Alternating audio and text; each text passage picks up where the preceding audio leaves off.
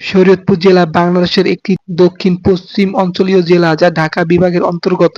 এটি ১৯৮৪ সালে গঠিত হয়। এর আগে এটি ফরিদপুর জেলার একটি মহকুমা ছিল। জেলার নামকরণ করা হয়েছে একজন ইসলামিক প্রচারক হযরত শরীয়ত উল্লাহ এর নামে। তিনি ফরাইজি আন্দোলনের অন্যতম নেতা ছিলেন। ইতিহাস: শরীয়তপুর অঞ্চলের ইতিহাস বেশ পুরনো।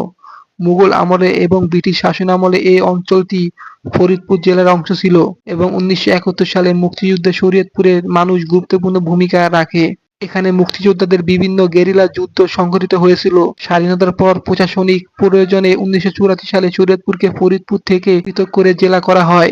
ভৌগোলিক ও প্রশাসনিক কাঠামো: শরীয়তপুর জেলা পদ্মা, মেঘনা ও আড়িয়াল খাঁ নদীর তীরবর্তী অঞ্চল হওয়ায় এটি বেশ উর্বর ও কৃষি নির্ভর। জেলাটি ৬টি উপজেলা নিয়ে গঠিত: ১ নড়িয়া, ২ জাজিরা, ৩ ভেদরগঞ্জ, ৪ গোসাইরহাট, ৫ ডেমুরিয়া, ৬ শরীয়তপুর সদর। সংস্কৃতি ও ঐতিহ্য: শরীয়তপুর জেলার সংস্কৃতি বাংলার ঐতিহ্যবাহী সংস্কৃতির অংশ।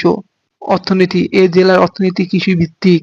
ধান, পাট, শাকসবজি এবং মাছ চাষ এখানকার প্রধান পেশা। এছাড়া পদ্মার ইলিশ মাছের জন্য শরীয়তপুর বিখ্যাত। শরীয়তপুর জেলা তার ইতিহাস, ঐতিহ্য ও প্রাকৃতিক সৌন্দর্যের জন্য পরিচিত এবং এটি দেশের গুরুত্বপূর্ণ একটি প্রশাসনিক অর্থনৈতিক অঞ্চল হিসেবে গড়ে উঠেছে।